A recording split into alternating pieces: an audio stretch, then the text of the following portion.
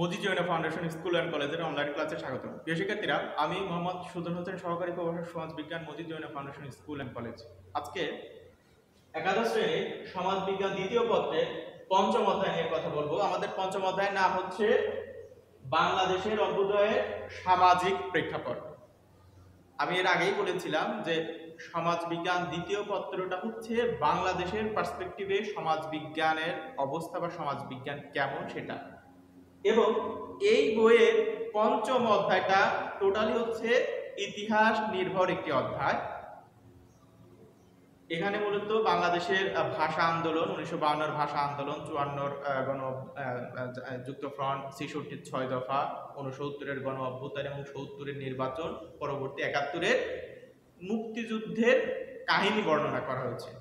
এখন কেন ইতিহাসের অধ্যায় সমাজবিজ্ঞানে থাকলো, অর্থাৎ এই ঘটনাগুলার সামাজিক প্রেক্ষাপটটা কি ছিল, এই ঘটনাগুলা তৈরির পেছনে সামাজিক কোন কোন বিষয় কারণ হিসেবে কাজ করেছে, সেইগুলা জানাই হচ্ছে মূলত তোমাদের এই পঞ্চম অধ্যায়ের মানে মূল বার্তা বা পঞ্চম অধ্যায়ের মূল উদ্দেশ্য। যে সেই সব ঘটনা তৈরির পেছনে সামাজিক কি কারণ ছিল। আমরা একটা ঘটনা সংঘটিত হওয়ার পেছনে অনেকগুলা কারণ খুঁজতে পারি। একটা হয়তো আমরা অর্থনৈতিক কারণ খুঁজতে পারি, এরপরে রাষ্ট্রীয় কারণ খুঁজতে পারি, এরপরে 3 নাম্বার সাংস্কৃতিক কারণ খুঁজতে পারি, মানে 4 নাম্বার ধর্মীয় কারণ খুঁজতে পারি। এবং এইখানে আমরা মূলত জানবো এই ঘটনার পেছনে সামাজিক কারণ কি। অর্থাৎ 1952 ভাষা আন্দোলন তৈরির পেছনে সামাজিক কারণ কি ছিল বা সামাজিক প্রেক্ষাপট কি ছিল, 1954 সালে যুক্তফ্রন্টের পেছনে সামাজিক কারণগুলো কি ছিল, 1970 নির্বাচনের পেছনে সামাজিক কারণ কি ছিল এবং 71 যুদ্ধের সামাজিক কারণ কি ছিল। তো আমরা যেটা বললাম যে অর্থনৈতিক কারণও থাকতে পারে, রাষ্ট্রীয় কারণও থাকতে পারে, বা রাজনৈতিক কারণ থাকতে পারে, সাংস্কৃতিক কারণ থাকতে পারে, ধর্মীয় কারণ থাকতে পারে, অনেক কারণ থাকতে পারে। কিন্তু আমরা এই সমাজবিজ্ঞান দ্বিতীয় পত্রের মাধ্যমে এই বিষয়গুলোর সামাজিক কারণ কি ছিল বা সামাজিক প্রেক্ষাপটটা কি ছিল সেটা জানবো। তো দেখো, গত ক্লাসে আমরা ভাষা আন্দোলনের কাহিনী বা ভাষা আন্দোলনের গুরুত্ব নিয়ে কথা বলেছি। আজকে আমরা দেখব যে বাঙালি জাতীয়তাবাদের বিকাশ।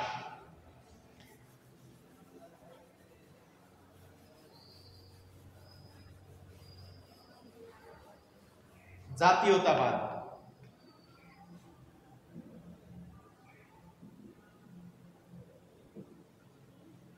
যেটাকে বলা হচ্ছে ন্যাশনালিজম।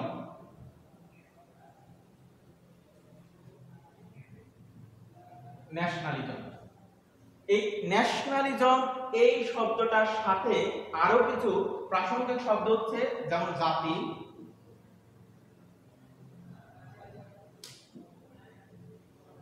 বা ন্যাশন, এরপরে জাতীয়। আচ্ছা,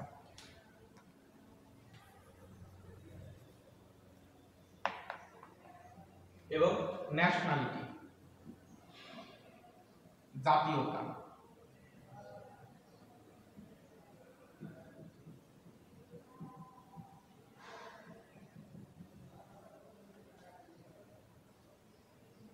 জাতীয়তা এবং জাতীয়তাবাদ, তিনটা শব্দ দেখো অনেকটা প্রাসঙ্গিক। একটা হচ্ছে ন্যাশন, যেটা বাংলা হচ্ছে জাতি, আর একটা হচ্ছে ন্যাশনালিটি, যেটা বাংলা হচ্ছে জাতীয়তা। এবং আজকে আমরা পড়ব জাতীয়তাবাদ, যেটার ইংরেজি হচ্ছে ন্যাশনালিজম। যদিও এটা আমরা আলোচনা করব, কিন্তু তার আগে এই দুইটা শব্দ কি বা দুইটা শব্দ বলতে কি বোঝায় সেই বিষয়টা বলি। দেখো, জাতি এটা নির্ধারিত হচ্ছে মূলত এক একটা ইন্ডিকেটরের উপর ভিত্তি করে। যেমন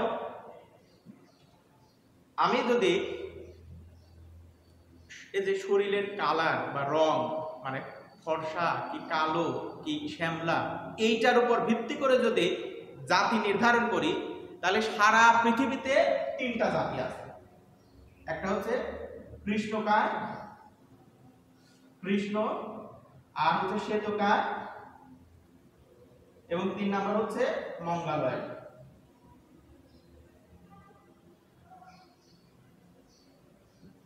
মঙ্গলয়েড। অর্থাৎ এই তিনটা হচ্ছে বর্ণ বা রং, কালারের উপর ভিত্তি করে সারা পৃথিবীতে তিনটা জাতি আছে। আবার আমি যদি ধর্মের উপর ভিত্তি করে জাতি নির্ধারণ করি, তাহলে মুসলিম একটা জাতি, হিন্দু একটা জাতি, খ্রিস্টান একটা জাতি, বৌদ্ধ একটা জাতি, বা হচ্ছে শিখ একটা জাতি, বা হচ্ছে তাও একটা জাতি, মানে ধর্মের উপর ভিত্তি করে সারা পৃথিবীতে অসংখ্য জাতি রয়েছে। কিন্তু আবার আবার দেখো, আবার যদি ভাষার উপর ভিত্তি করে আমরা যদি বলি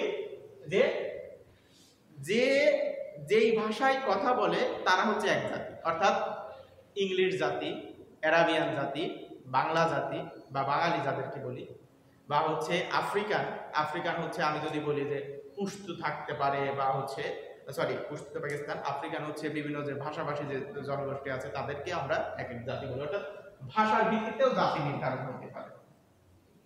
ভাষা তো জাতি বলতে আমরা বোঝাচ্ছি যে মূলত সমগোত্রীয় সমজাতীয় একটা লোকের সমষ্টি বা সমজাতীয় ব্যক্তিদের সমন্বয়ে গঠিত হয় হচ্ছে জাতি।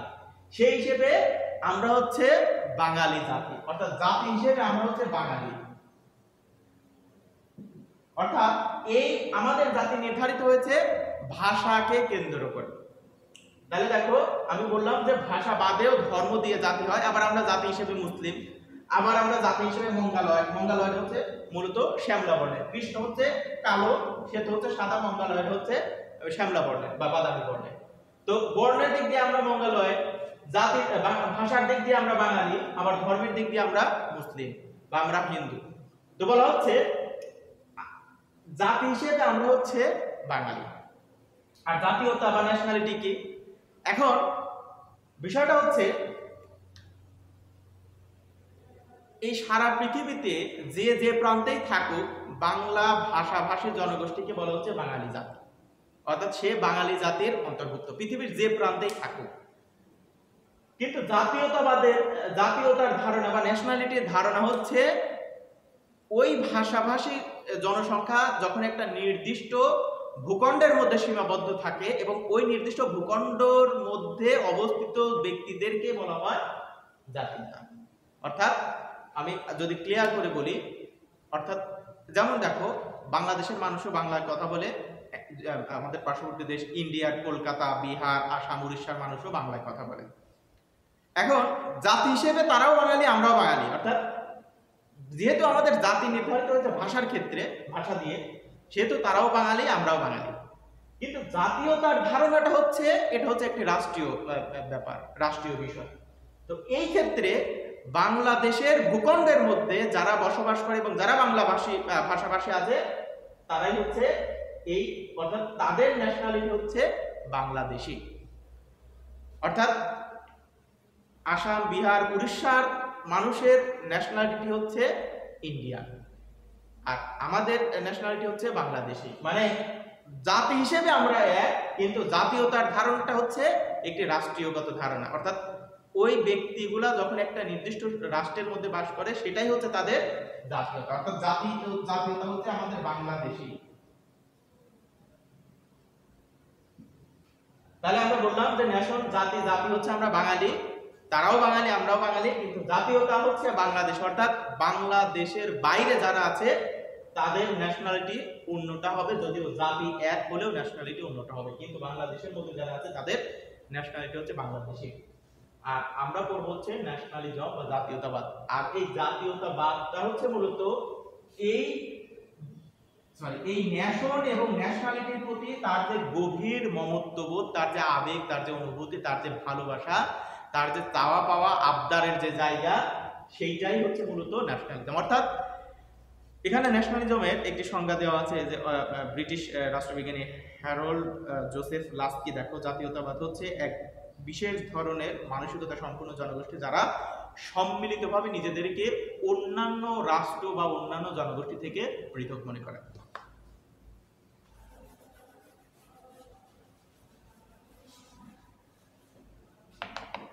হ্যারল্ড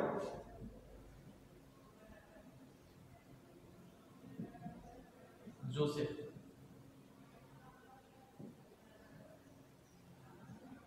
হ্যারল্ড জোসেফ লাস্কি তার লিবার্টি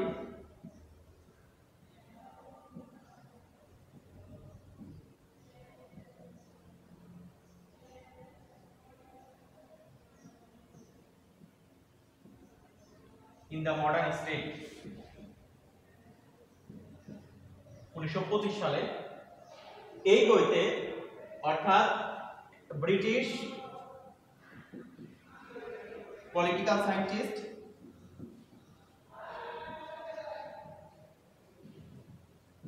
অর্থাৎ ব্রিটিশ রাষ্ট্রবিজ্ঞানী হ্যারল্ড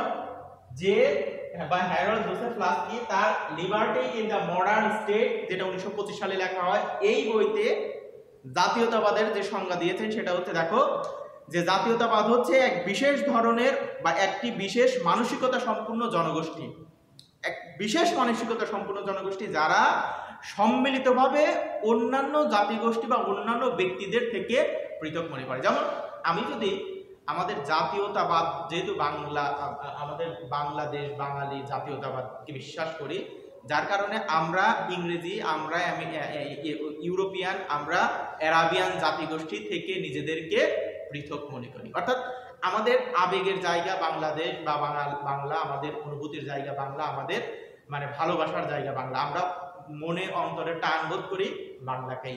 এই যে বিশেষ ধরনের মানসিকতা, এইটাকেই উনি বলছেন জাতীয়তাবাদ। অর্থাৎ জাতীয়তাবাদ হচ্ছে এটি একটি ইমাজিনেটরি একটি বিষয় বা এটি একটি অনুভূতি সম্পূর্ণ একটা বিষয়। তাইলে জাতীয়তাবাদ হচ্ছে তার ইমাজিনেশন, তার কল্পনা, তার হচ্ছে আবেগের বিষয় হচ্ছে জাতীয়তাবাদ, যেটাকে বলা হচ্ছে যে বিশেষ মানসিকতা সম্পূর্ণ জনগোষ্ঠী, মানে বিশেষ মানসিকতা সম্পূর্ণ জনগোষ্ঠী যারা নিজেদেরকে অন্যান্য জাতিগোষ্ঠী থেকে পৃথক বা আলাদা মনে করে, সেটাই হচ্ছে মূলত জাতীয়তাবাদ। তাহলে আমরা ব্রিটিশ রাষ্ট্রবিজ্ঞানী হ্যারল্ড জোসেফ লাস্কির Liberty in the Modern State এই বইয়ের ন্যাশনালিটি সম্পর্কে যে সংজ্ঞাটা দিয়েছেন সেটা আমরা দেখলাম। এরপরে দেখো, মূলত বলা হচ্ছে যে বাঙালি জাতীয়তাবাদের বিকাশ কিভাবে হয়। তোমরা জানো বা আমি এর আগে বলেছি যে 1952 সালের ভাষা আন্দোলনের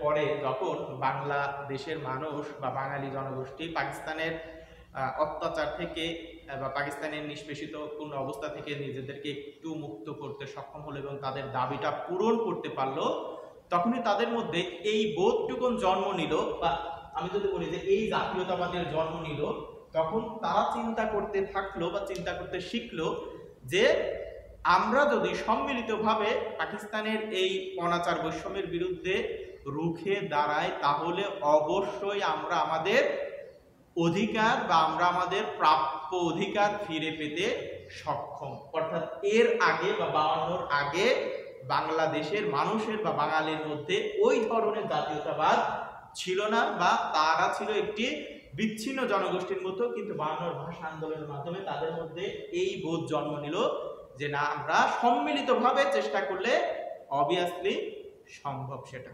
তো যার কারণে বলা হয় যে বাঙালি জাতীয়তাবাদের বিকাশই হয় হচ্ছে 1952-র ভাষা আন্দোলনের মধ্য দিয়ে। এরপরে দেখো, 52-র পরে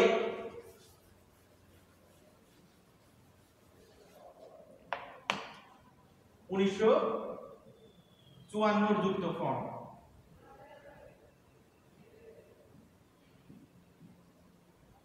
ফ্রন্ট। জিনিসটা লক্ষ্য করো যে যুক্ত অর্থাৎ এখানে কয়েকটা দল মিলে একটি সংগঠন, যেটা 1954 সালে আত্মপ্রকাশ করে, যেটাকে বলা হয় 54 যুক্ত ফ্রন্ট সরকার। এই যুক্ত ফ্রন্টের দল ছিল হচ্ছে 4টা।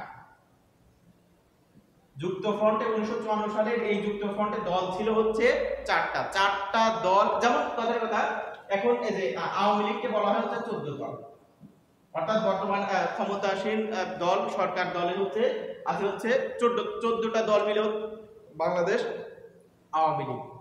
আবার 20 দল মিলে হচ্ছে বিএনপি, এটা হচ্ছে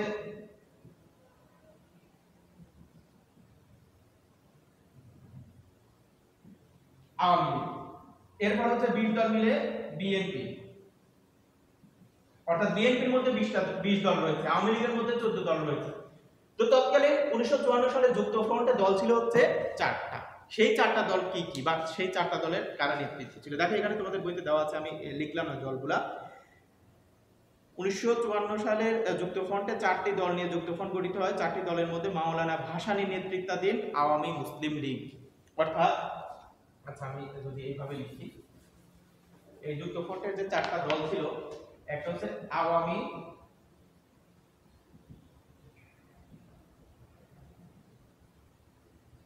মুসলিম লীগ। জিনিসটা লক্ষ্য করো, তখন কিন্তু এই মুসলিম শব্দটা উল্লেখ ছিল। মুসলিম শব্দটা 1955 সালে এই মুসলিম শব্দটা বাদ দিয়ে তখন নাম হয় আওয়ামী লীগ। অর্থাৎ মুসলিম শব্দটা বাদ দেওয়া হয় এই জন্যই যে এই দলের মধ্যে যেমন একই সাথে হিন্দুরা ছিল, একই সাথে মুসলিমরা ছিল বা বিভিন্ন ধর্মের লোক থাকাতে এটার নাম ছিল আওয়ামী মুসলিম লীগ। অর্থাৎ শুধুমাত্র যে মুসলিমরা থাকবে বিষয়টা এরকম নয়, এই দলটা ধর্মনিরপেক্ষ ছিল, এইখানে সকল ধর্মের মানুষই থাকার সুযোগ ছিল। যার কারণে 1955 সালের দিকে এই মুসলিম শব্দটা বাদ দিয়ে নামকরণ করা হয় আওয়ামী লীগ। এরপরে এই আওয়ামী লীগের প্রথম সভাপতি কিন্তু এখানে দেখো মাওলানা ভাসানী, অর্থাৎ মাওলানা ভাসানীর নেতৃত্ব ছিল হচ্ছে আওয়ামী মুসলিম লীগ। 2 নম্বর দল ছিল বা দ্বিতীয় দল ছিল হচ্ছে কৃষক শ্রমিক পার্টি।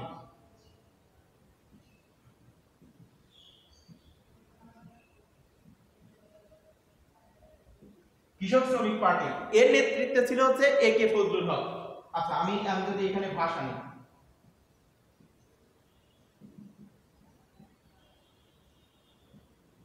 ফজলুল হক, একে ফজলুল হক ছিল এই নেতৃত্বে। এরপরে 3 নাম্বার দল ছিল হচ্ছে বা 3 নাম্বার যেটা ছিল যে নেজামি ইসলাম।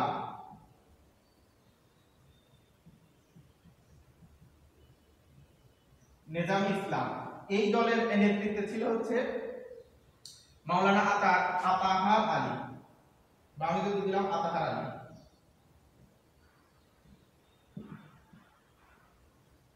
আলী। এবং 4 নাম্বার ছিল হচ্ছে গণতন্ত্র লীগ।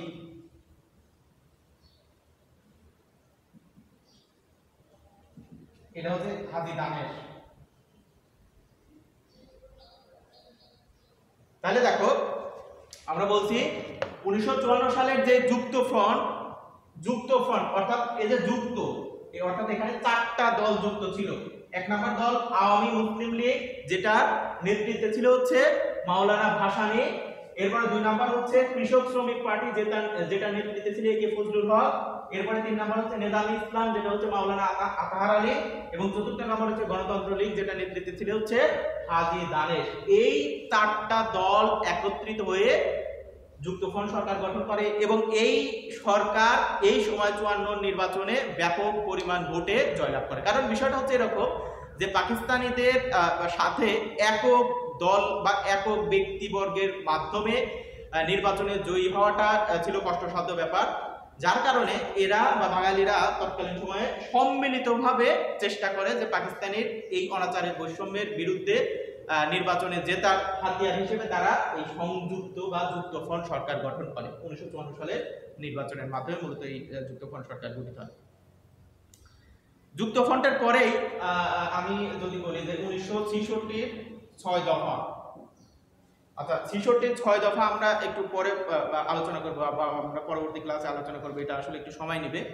তো যাই হোক, যেটা বললাম যে আমরা যেটা আজকের আলোচনাতে রাখছিলাম যে বাঙালি জাতীয়তাবাদের বিকাশ এবং জাতীয়তাবাদের বিকাশের পরবর্তী 52 ভাষা আন্দোলনের পরবর্তী যে 1954 তার 2 বছর পরেই 54 যে নির্বাচন, এই নির্বাচনে যুক্তফ্রন্ট সরকার গঠিত হয়েছিল। যুক্তফ্রন্ট সরকার কয়টা দলের ভিত্তিতে গঠিত হয়েছিল এবং সেই দলগুলোর নেতৃত্বে কারা ছিল, দেখো সেই বিষয়গুলো আজকে আমরা আলোচনা করলাম। আমরা এর পরবর্তী ক্লাসে যখন আমরা সময় পাবো তখন আমরা 6 দফা বা 1966 যে 6 দফা 6 পয়েন্ট মুভমেন্ট সেই বিষয়টা নিয়ে আলোচনা করব।